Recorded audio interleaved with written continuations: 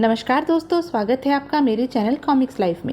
शुरू करते हैं शेरबाज सीरीज की एक और मज़ेदार कॉमिक्स, शेरबाज और खूनी कंकाल का रहस्य। खूनी कंकाल का रहस्य, कथा एवं चित्रांकन राणा ब्रदर्स।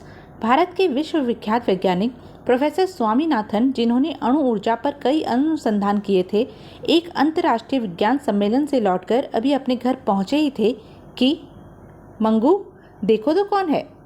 जैसे ही मंगू ने दरवाज़ा खोलकर बाहर झांका, उसके होश उड़ गए। वह भूत! और वह डर के मारे बेहोश होकर फर्श पर गिर पड़ा। मंगू की चीख सुनकर प्रोफेसर चौंके। ओह, यह चीख कैसी, जरा देखूं तो। फिर वे तेजी से दरवाजे की ओर बढ़े। दरवाजे पर पहुंचकर स्वामीनाथन ने जो कुछ देखा वह वास्तव में ही चौंका देने वाला था। उनके सामने एक नरकंकाल खड़ा था। अरे, यह क्या, चलता फिरता नरकंकाल! और इससे पहले कि प्रोफेसर स्वामीनाथन कुछ कर पाते, नरकंकाल ने उन्हें धर दबोचा। आह! प्रोफेसर स्वामीनाथन की हत्या करने के बाद नरकंकाल हवा में उड़ गया। अगले दिन देश के विभिन्न समाचार पत्रों ने इस घटना को अपने अपने ढंग से प्रकाशित किया। वास्तव में ही पुलिस अधिकारी इस घटना से हैरान थे। सर, नौकर मंगू का कहना है कि उसने भूत को अपनी आंखों से देखा है। सब बकवास है, यह कोई और ही चक्कर लगता है। पोस्टमार्टम की रिपोर्ट तो यही बताती है कि सर की प्रोफेसर की हत्या गला घोंटकर की गई है, लेकिन गले पर जो निशान पाए गए हैं वे इतने गहरे हैं कि किसी भी तरह किसी आदमी की उंगलियों के निशान नहीं कहे जा सकते। यही बात तो मुझे भी उलझन में डाल रही है। अभी पुलिस इस संबंध में कोई निश्चित राय कायम भी नहीं कर पाई थी कि यह किसी भूत का काम था अथवा किसी इंसान का, कि अचानक एक दिन जब प्रसिद्ध वैज्ञानिक डॉक्टर त्यागी अपनी प्रयोगशाला में काम करने में व्यस्त थे। डॉक्टर त्यागी! अपने पीछे एक घरघराती हुई आवाज़ सुनकर डॉक्टर त्यागी पलटे। ओह, यह क्या! और अरे आ! तभी डॉक्टर त्यागी का सहायक प्रोफेसर सिन्हा वहां आ पहुंचा। इससे पहले कि प्रोफेसर सिन्हा की समझ में कुछ आता, खूनी कंकाल ने झपट कर उसकी भी गर्दन दबोच ली। आह! दोनों की हत्या कर खूनी कंकाल वापस लौट पड़ा। दो और अंतर्राष्ट्रीय ख्याति प्राप्त वैज्ञानिकों की हत्या ने सारे देश में सनसनी फैला दी। हर जगह उस खूनी कंकाल की ही चर्चा थी। बड़ी ही हैरानी की बात है कि खूनी कंकाल का शिकार सिर्फ बड़े बड़े वैज्ञानिक ही हो रहे हैं। ये वैज्ञानिक भी तो भगवान से टक्कर ले रहे हैं। मेरे विचार में यह देवी प्रकोप है। अधिकांश लोग इसे भूतों का किस्सा कह रहे थे। हाँ, यह तो कोई प्रेत आत्मा है जो इन वैज्ञानिकों से बदला ले रही है। मेरा भी यही ख्याल है, क्योंकि सिर्फ भूत प्रेत ही हवा में उड़ सकते हैं। इन हत्याओं को लेकर पुलिस विभाग में भी खलबली सी मच गई और तुरंत ही एक मीटिंग बुलाई गई। अभी हमें पिछली हत्या का ही कोई सुराग नहीं मिला है, जबकि ये दो हत्याएं और हो गई हैं। गृह मंत्रालय से दबाव पड़ रहा है। यदि शीघ्र ही इस संबंध में कुछ नहीं किया गया तो हमारे विभाग की बड़ी बदनामी होगी। हम अपनी ओर से पूरी कोशिश कर रहे हैं सर। काफ़ी छानबीन के बाद भी जब पुलिस के हाथ कोई सूत्र न लगा तो गृह मंत्रालय ने यह केस इंटेलिजेंस ब्यूरो को सौंप दिया। मिस्टर जेड, यह काम मैं तुम्हें सौंप रहा हूँ। यह इस केस की फाइल है। ओके चीफ, मैं अपनी पूरी कोशिश करूँगा। पूरी फाइल पढ़ने के बाद एक सप्ताह में नरकंकाल ने जिन 3 वैज्ञानिकों की हत्या की है वे सभी अणु ऊर्जा अनुसंधान केंद्र से संबंधित थे। पिछले महीने डॉक्टर बोस की भी हत्या हुई थी।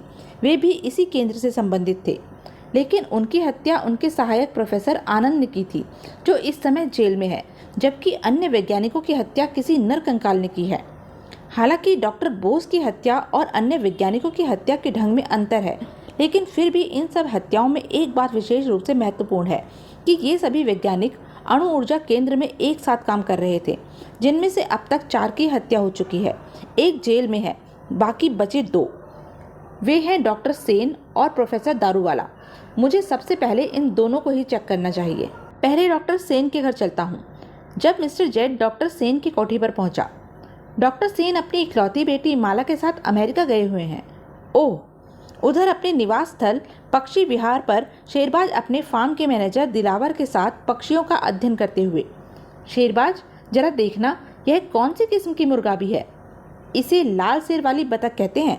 अचानक शेरबाज ने दूरबीन में एक विचित्र से प्राणी को उड़ते देखा।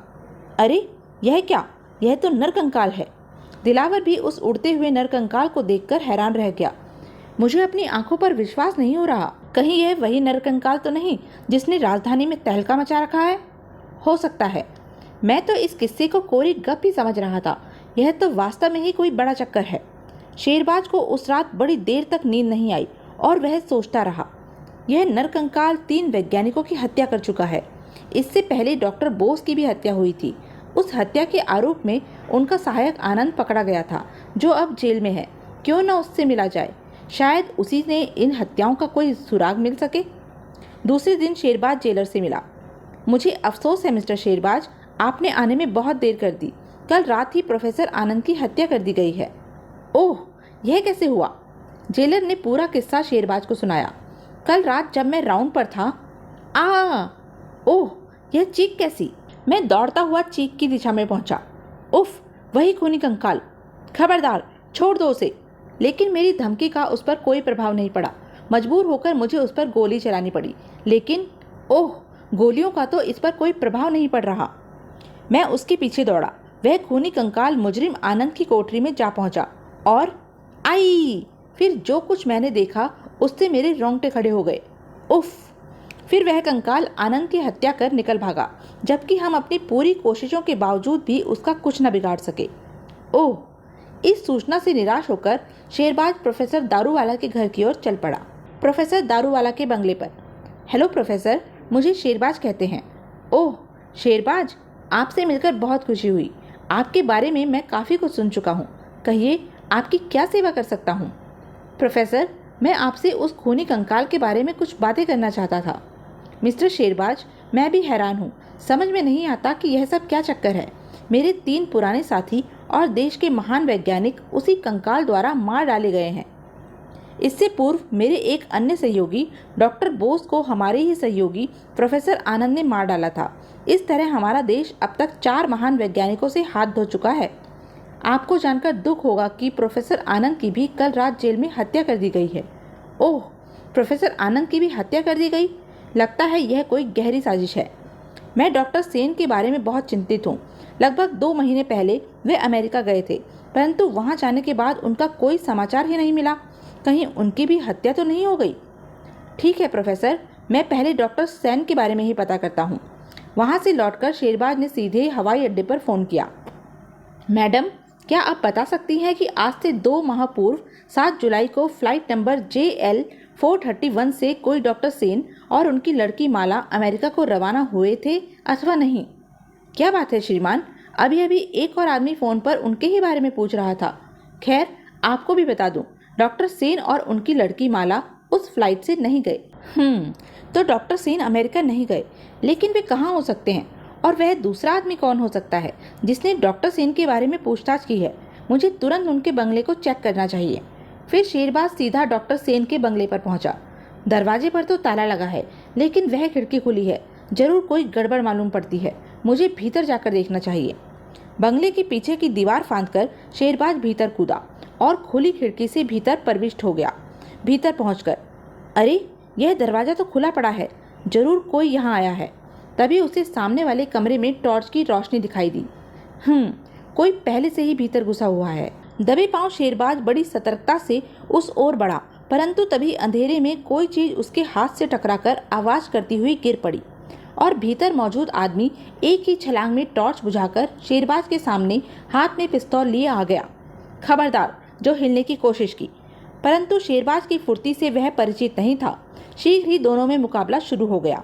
टक्कर बराबर की थी। आदमी जोरदार है, कोई माना हुआ लड़ाकू लगता है। तभी शेरबाज का झटका खाकर मिस्टर जेड कमरे की दीवार से टकराया और उसके हाथ से बिजली का स्विच दब गया और सारा कमरा रोशनी से जगमगा उठा। दोनों छिटक कर एक दूसरे से दूर खड़े हो गए। यह कौन हो सकता है? अरे! और तभी मिस्टर जेड मुस्कुराता हुआ शेरबाज की ओर बढ़ा। मिस्टर, मेरे ख्याल से आप शेरबाज ही हैं। आपका ख्याल गलत नहीं, लेकिन आप? मैं गुप्तचर विभाग का एजेंट जेड हूँ। आपका नाम हमारे विभाग में इज्जत के साथ लिया जाता है, मगर आप यहाँ कैसे? मैं भी आपकी ही तरह अपने देश के महान वैज्ञानिकों की हत्या और खूनी कंकाल के रहस्य को जानने की कोशिश कर रहा हूँ। फिर शेरबाज को पता चला कि उससे पहले फ़ोन द्वारा पूछताछ करने वाला आदमी मिस्टर जेड ही था। विचित्र मुलाकात हुई मित्र, चिरस्मरणीय रहेगी। उसके बाद दोनों ने डॉक्टर सेन के घर की पूरी छानबीन की, परंतु उनके हाथ कोई भी सूत्र न लगा जिससे उन्हें कोई सहायता मिलती। फिर दोनों बंगले से बाहर आ गए। अच्छा मिस्टर जेड, आप अपनी खोज जारी रखें, मैं अपने ढंग से लगा रहूँगा। ठीक है मिस्टर शेरबाज, इस कंकाल का रहस्य तो मालूम करना ही पड़ेगा। और फिर मिस्टर जेड से विदा लेकर शेरबाज पक्षी विहार पहुंचा। शेरबाज, आज फिर मैंने उसी नरकंकाल को उसी दिशा में उड़कर जाते देखा है। अच्छा, तो कल ही मैं उस ओर जाऊंगा। दूसरे दिन शेरबाज उस दिशा की ओर चल पड़ा जिस तरफ वह कंकाल उड़कर उन्हें जाता दिखाई दिया था। काफी दूर जाने के बाद एक जगह, क्या कभी यहाँ किसी को कोई उड़ता हुआ नरकंकाल दिखाई दिया है? हाँ साहब, पिछले कुछ दिनों से हमने अक्सर एक कंकाल को उड़कर उस पुराने खंडर के पास वाले कब्रिस्तान की ओर जाते देखा है। क्या आप मुझे वहाँ तक पहुँचा सकते हैं? नहीं नहीं, मैं वहाँ नहीं जाऊँगा और आप भी वहाँ मत जाइए। सभी वहाँ जाने से घबराते हैं। वहाँ भूतों का अड्डा है। परसों ही हमारे गांव का एक आदमी उन भूतों का शिकार हो चुका है। फिर शेरबाज किसान द्वारा बताई दिशा में बढ़ गया। कुछ देर बाद उसे पुराने खंडरों के अवशेष दिखाई दिए। वही पुराना खंडर मालूम देता है। खंडरों के निकट पहुंचने पर शेरबाज को एक लड़का एक पेड़ के नीचे बैठा कोई गाना गाता दिखाई दिया। यह लड़का तो यहाँ बैठा बड़ी मस्ती में गा रहा है। क्या इसे भूतों का डर नहीं? शेरबाज उसके निकट पहुंचा। बहुत अच्छा गाना गाते हो बेटे, क्या नाम है तुम्हारा? ही, लोग मुझे बावला कहते हैं साहब। क्या आपको मेरा गाना अच्छा लगा? हाँ बेटे, तुम तो बहुत अच्छा गाते हो। कभी मेरे फार्म पर आना, यहाँ से सिर्फ 10 किलोमीटर दूर है। मैं तुम्हारी आवाज़ रिकॉर्ड करके तुम्हें सुनाऊंगा, जैसे फिल्मी गाने सुने जाते हैं। हाँ हाँ, बिल्कुल वैसे ही। तब तो मैं ज़रूर आऊँगा साहब। अच्छा सुनो, क्या तुमने यहाँ कभी भूत देखे हैं? हाँ हाँ साहब, कल ही उस खंडर की छाया में लेटा मैं गीत गा रहा था कि तभी मैंने एक भूत को हवा में उड़कर आते हुए देखा। फिर वह भूत कब्रिस्तान में उस बड़े पीपल के पास उतरकर गायब हो गया। तो यह थी अब तक की कहानी। आगे की कहानी जानने के लिए बने रहें मेरे साथ। और हाँ, मेरे चैनल को लाइक, शेयर और सब्सक्राइब करना ना भूलें। धन्यवाद।